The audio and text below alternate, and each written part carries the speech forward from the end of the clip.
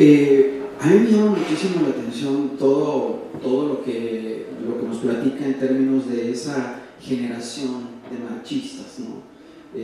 Raúl González, digo, no todos alumnos a lo mejor de Hausleber, pero me queda claro que hubo una generación muy fuerte en donde se hablaba que México era una verdadera potencia en caminata. Entonces, claro, por supuesto, los méritos también del maestro Hausleber y de personas como usted que gana la primera medalla en atletismo para México, y bueno, nosotros, por supuesto, el matemático y muchos otros, ¿no? Canto y muchos otros. Pero, ¿qué les podría decir usted a todos esos jóvenes atletas, marchistas, que a lo mejor el día de hoy pudieran estar naciendo aquí? Aquí tenemos un grupo de jóvenes de la Facultad de Organización Deportiva, y además, bueno, pues algunos otros que nos pueden estar viendo o estar viendo esta plática por redes. ¿Qué mensaje les daría a todos ellos? Iniciando por lo que me comentabas, el equipo de marcha mexicano fue el mejor del mundo en los 70s. Ganar el Campeonato Nacional de México era como ser campeón del mundo. Raúl González ganaba los 50 kilómetros, yo ganaba los 20 kilómetros en México. Y ese era el mejor del mundo. Pero había un equipo muy fuerte, estaba jovencito Ernesto Canto, estaba Domingo Colín, El Laroche, estaba de los más fuertes, estaba Ángel Flores, Félix Gómez. Era increíble ese equipo. Tú veías, por ejemplo, el Domingo Colín, que nadie lo conoce. Siempre llegaba segundo detrás de mí. Tabasqueño, por cierto, ¿no? Sí, Tabasqueño, paisano. Y le decía, pues lástima, ¿no? Porque sí, era enorme, era bueno el tipo. Pero siempre llegaban segundo. Entonces, todos los muchachos en esa generación íbamos a competir. Ayer me mandaron unos periódicos viejos de Noruega y de Suecia, y observaba las competencias en ese periódico. Pues andaban los rusos detrás de nosotros, los alemanes, y en todas las competencias que teníamos en Europa. Obviamente, si ganaba yo otro, los grupos quedaban segundo por el tercero, porque había un ruso, Anatoly Solomín, que era muy bueno, pero que también le quedaba nada más el segundo y el tercero. Igual también les dejaba a usted el segundo y el tercero por decirlo así. Los alemanes y a los mexicanos, que eran los mejores. El equipo mexicano tenía el mejor equipo. En el 77 competimos en el Campeonato Mundial de Milton Keynes en Inglaterra. Es 4 competidores de 20 para 50, es individual y por equipos. Yo gané 20 kilómetros y te das ciertas puntuaciones, pero los demás están dentro de los primeros. Igual en 50 kilómetros dijimos los campeones mundiales individuales y por equipos en el 77 en Inglaterra. En el 79 en Innsbruck, en Alemania, igualmente, pues los rusos, alemanes, todos los equipos se prepararon como nosotros, igual. Nada más nosotros tenemos una manera natural. Y volvimos a ver. A lo que quiero llegar con esto es que el equipo mexicano era el mejor del mundo, tanto en la prueba de 20 kilómetros como en la de 50 kilómetros. Bueno, cuando usted gana la medalla de oro, pues uno de los alemanes había sido campeón en las Olimpiadas pasadas, ¿no? Entonces el equipo alemán era, bueno, y el ruso también, 3 alemanes y un ruso que era una potencia mundial en términos de atletismo, ¿no? Cuando yo gané en Montreal, en primer lugar, los alemanes quedaron segundo, tercero y cuarto. Y quinto fue el ruso. Y el sexto fue el ruso. O sea, si usted no gana, se llevan el 1, 2, 3. 1, 2, 3, 4, 5. No iban a dejar nada. Qué bueno que está usted ahí. Ahí estaba y pues los gané los tipos. Bien. Oiga, platícanos un poco acerca de la carrera, particularmente de esa carrera. Yo detecté por ahí en todo lo que me tocó estudiar de usted y todo, que le decía hace ratito a don Daniel Bautista, tengo un mes estudiando un poco su vida, por lo más que he podido, ya hasta lo sueño. Y detecté 3 puntos que, digamos así, son como que su filosofía. Una, siempre ir al frente. Punto número 1. Punto número 2, que ese me encantó, bueno, a mí, no sé ustedes, dice, no me gusta irle viendo la espalda a los contrincantes, prefiero que vean la mía. Humildemente, por supuesto. Y la otra que decía es, el 100% no es suficiente, hay que dar más que el 100%. Explíquenos eso, por favor. La juventud es muy corta y tiene que tener conciencia de eso con los jóvenes, o cómo explicarse a los jóvenes. Es tan corta la juventud que se nos va muy rápido. Y si tú eres deportista o lo que sea, pues dedícale mínimo al 100% de tu tiempo y de tu potencial para poder estar en la línea de salida, no para ganar. Entonces tienes que estar siempre mínimo preparado de esa manera. Y yo siempre, ahora me preguntan los chavos de la camioneta, ¿qué me aconsejas?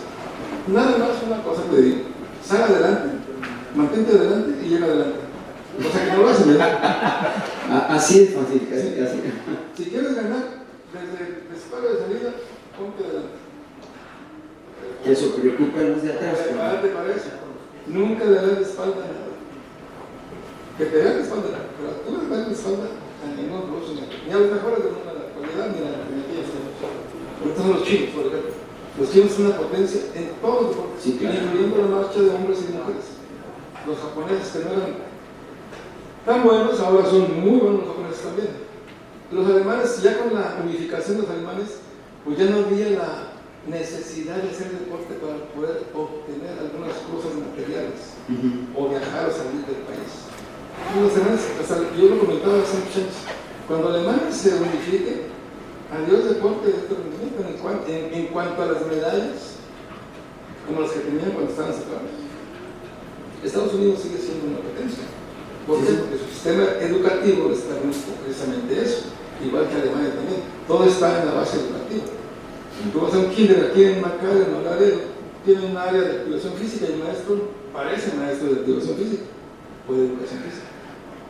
Tú vas a una primaria de cualquier pueblo, no una ciudad, tienen ya instalaciones de actividad física y deporte. Igual en la secundaria. En la prepa ya tienen, todas esas escuelas, en la prepa ya tienen un estadio, un albergue. Y en la parte de fútbol americano, ya lo tienen.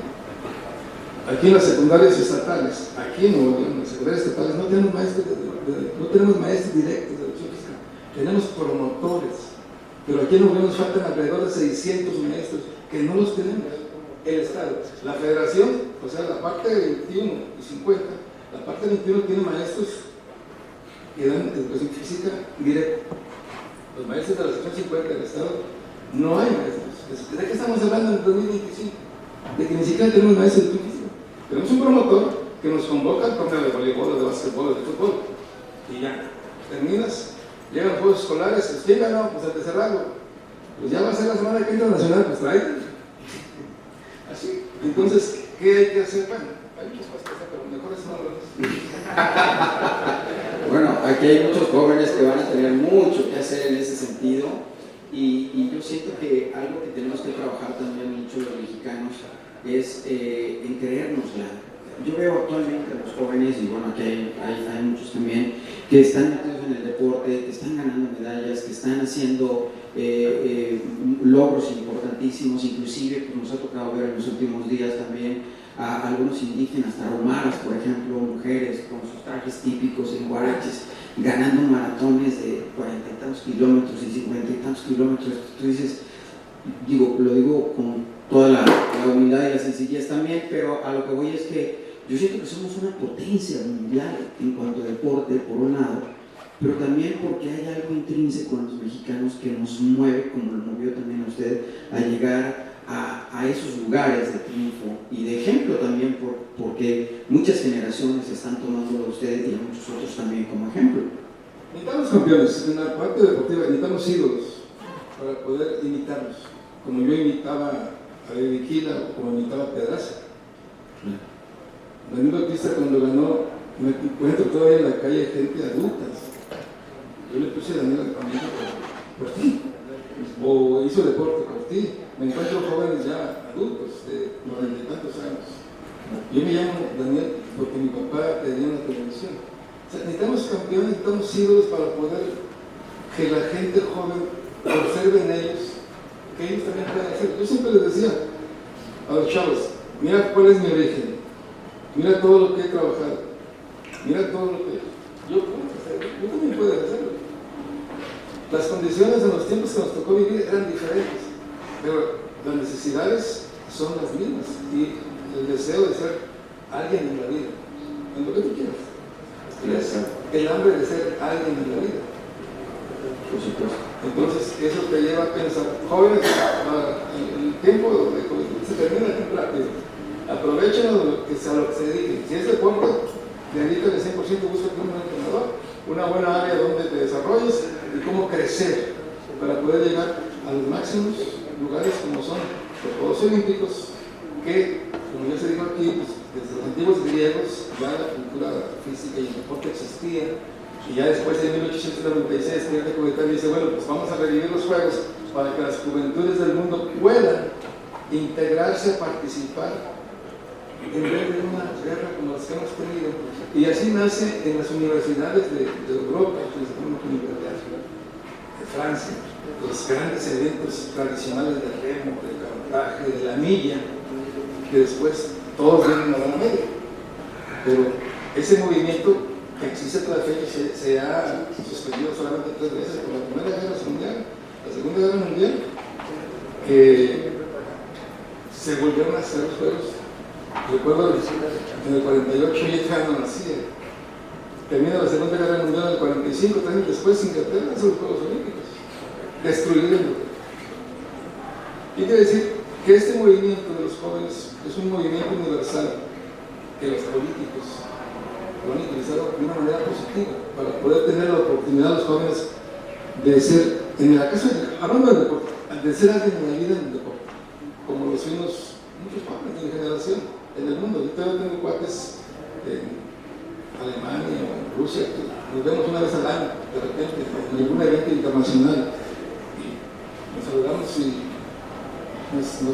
como si fuéramos grandes amigos, porque los fuimos, nunca fuimos enemigos, competíamos, Claro, pero luchábamos por ser los mejores. Y a mí en particular me tocó un gran entrenador que tuvo esa parte del conocimiento científico y yo tenía la disposición del sacrificio para poder hacer lo que se me decía, sin chistar. O sea, te tocan 45 kilómetros.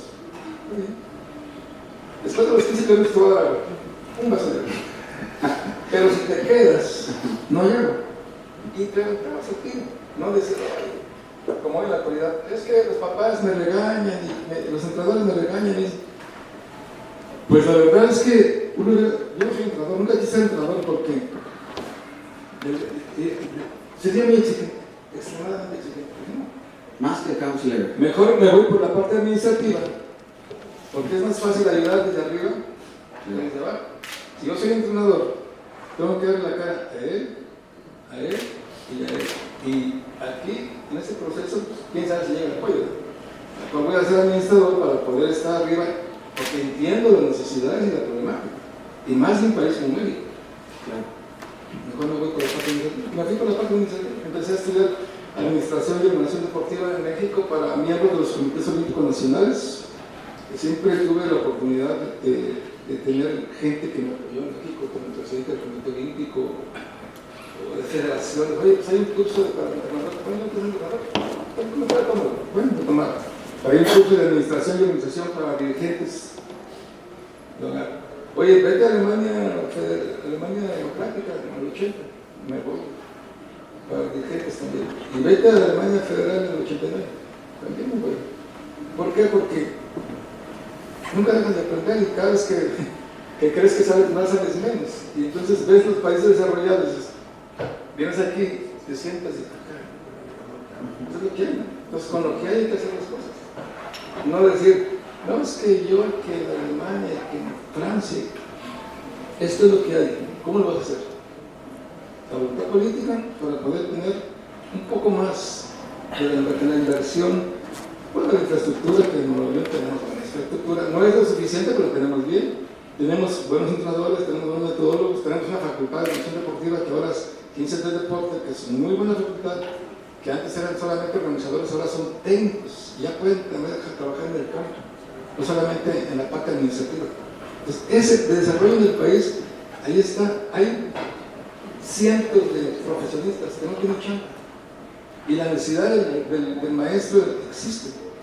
¿Por qué no tenemos maestros de música? No sé, pero no hay. Pues ya verán, esperemos que haya muchos.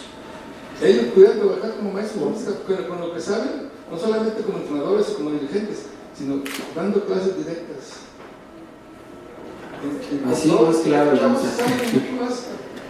Con todo respeto para el director, cuando él fue estudiante, ahora aprenden, entienden y ven el deporte más de cerca que la parte solamente administrativa. Ven el deporte más de cerca, la parte técnica, la parte estadística, la parte científica también.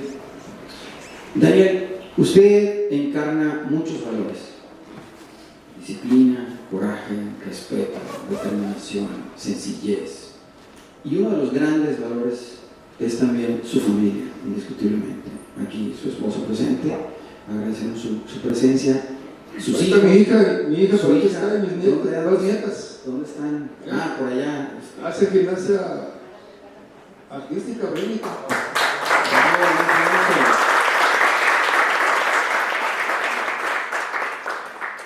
Y ese valor de la familia indiscutiblemente es un pilar fundamental en su vida y en la vida de todos, ¿no? Por supuesto.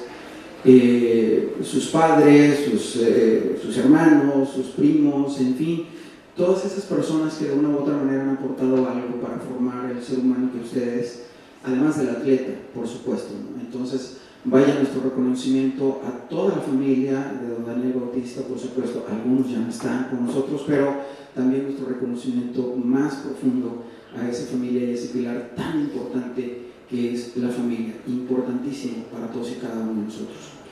Yo quiero, porque ya me queda más 1 hora y media, Daniel, entonces quiero, para ir concluyendo, a mí me gustaría que rápidamente nos explicara qué pasaba en su mente cuando entró a ese estadio olímpico y vio esa ovación. Algunos de nosotros la vimos, los que no habían nacido, ahí está en YouTube para que la busquen. Cuando entró a ese estadio olímpico, volteaba para atrás y se dio cuenta que no venía nadie. Llegó usted, se puso la gente de pie y creo que tenemos ahí algo del video, ¿no? De la salida desde el disparo, sale adelante. Eso siempre lo vimos. Va a estar medio complicado agarrarlo de la salida, pero ahí, si le parece, ahora sí que usted tiene algo de cronista. Platíquenos, ¿qué pasó ahí? Después de ser un niño que soñaba estar en los Juegos Olímpicos como maratonista o como marchista, mis primeros Juegos Olímpicos a los 23, casi 24 años, no solamente fui a los Juegos Olímpicos, sino gané los Juegos Olímpicos, hice el récord mundial, pero anterior a eso y después a eso, fui el mejor del mundo. Daniel, un aplauso.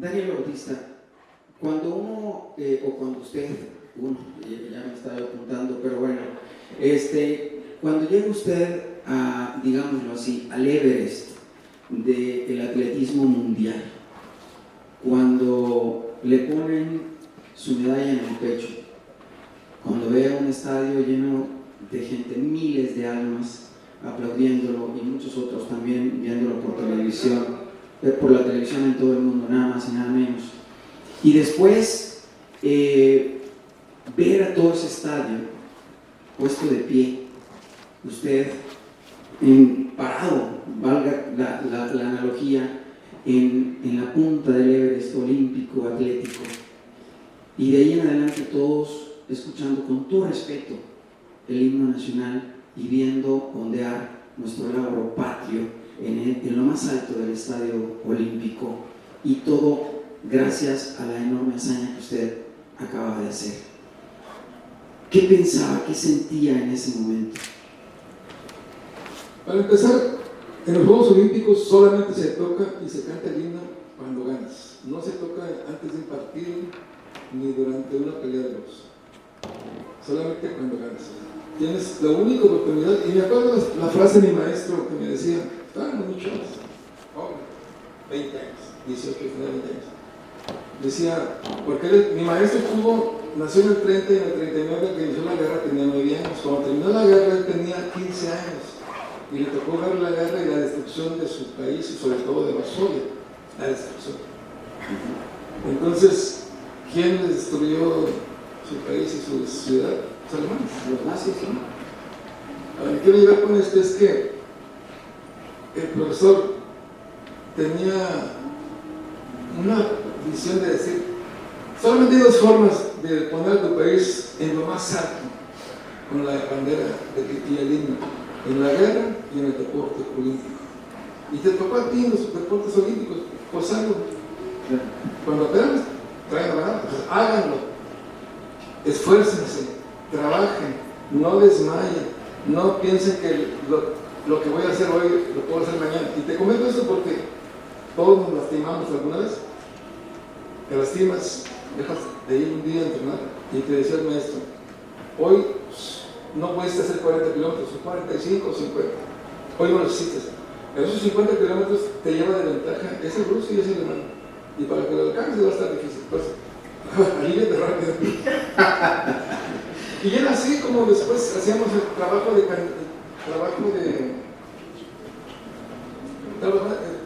en el descanso, hacíamos trabajo, saliendo de cada lado, o hacías otra cosa, aquí la fiesta, pero nunca dejó de ser, por la filosofía que tenía el maestro.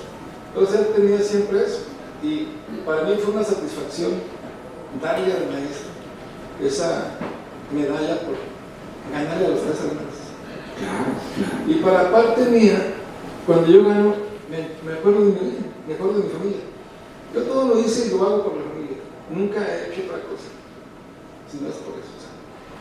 Cuando yo estaba en el estadio, llegué al estadio, me acuerdo de cuando llegamos en mi conciencia, cómo llegamos aquí, cómo estuvimos en una colonia donde había pobreza extrema, que no te llevaba a pensar que eras pobre, sino te llevaba a pensar, ¿cómo le hago para salir? ¿Qué voy a hacer? Ya estás pensando en el futuro. Llegas a esa pobreza extrema y de analfabetismo también. Mis papás fallecieron sin saber de decidir. Y yo fui a la primaria porque quise ir, y a la secundaria porque deseé ir. Quise ir a la universidad, pero tenía la vocación por otro lado, y me fui por otro lado, gracias a Dios, no me arrepiento, pero también me hubiera gustado ser universitario. Pero a donde quiero llegar es que el maestro pensaba, como que estuvo en la guerra, tenía 15 años cuando él dice, a mí me tocó, siendo niño, a varios niños de mi detectar minas, mandaban a los niños a detectar minas. Sí, mira, aquí está. Después él estudió ingeniero constructor de barcos en Gdańsk, Polonia, donde después se formó el sindicato de solidaridad con los Vales. Él es de su pueblo. Ahí estudió ingeniero constructor de barcos, después estudió la licenciatura en lo que es la física y deporte, después hizo una maestría en lo que es los deportes de distancias largas. Y se clavó en la marcha. ¿Por qué se clavó en la marcha? Porque fue marchista.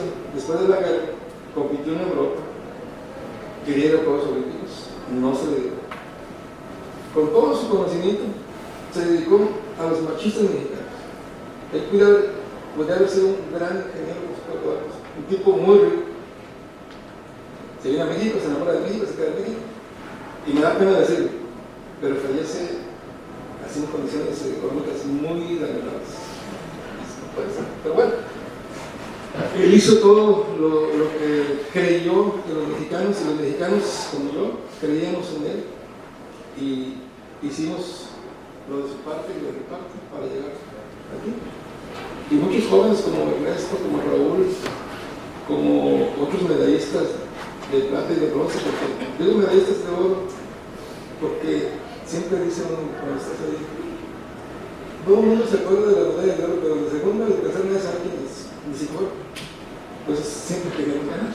Claro. No, y aparte a veces son 2 segundos. ¿Sabes? Siempre pensaba en mi familia, mis papás, mis hermanos, siempre apoyé a mi familia, a mi mamá, desde que yo recuerdo. Yo volteaba a decir, mi tarea era contar 3 pesos diarios, porque cobraba 50 centavos, 100 centavos. Y mi chamba era sacar 3 pesos para llevarlos diarios. En aquel entonces comprabas todo con 20 centavos, 50 centavos. Y ya ni ganábamos la cosa entre todos. Pero era mi chamba. Y ya se iba a la primaria. Y ya en la secundaria ya me dedicaba a otras cosas. Aparte del deporte. Daniel, la última pregunta, ahora sí que con esta me despido, dijo José Alfredo. Después de que uno llega ahí, después de que tiene la atención y la ovación del mundo entero, cuando ve usted materializado un sueño desde pequeño que tuvo, desde los 8 años, mi pregunta es, ¿qué sucede al día siguiente cuando abre los ojos? En su caso, ¿qué pasó? Te voy a contar una anécdota. Diga. Yo gano el 23 de julio del 76, la prensa, bueno, me secuestra y me lleva a celebrar ellos tomando, y yo con ellos. ¿Usted no tomando? No tomando. Por supuesto. Pero nos dieron las 11, las 12, como la canción. Y el presidente del Comité Olímpico esperándome a que llegara. No llegué. Llegué muy tarde con los periodistas. Ya llegamos. Y al día siguiente, el 24 de julio, llegamos tarde a la Sí, pero el profesor de la puerta. al día siguiente, en la mañana, llegó el profesor. Maestro, buenos días. ¿Entrenar? Dije, profesor, acabo de ganar ayer. Eso fue ayer. Estamos preparándonos para nosotros. Bueno, que quede muy claro el mensaje. No digo que es correcto.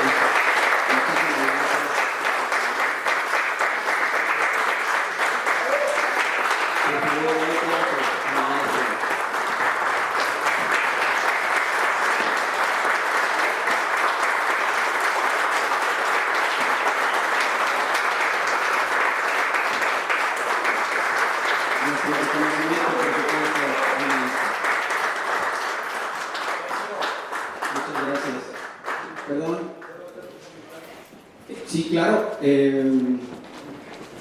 A ver, ¿quién va a estar acá a cargo del micrófono? Se los paso. ¿Vale?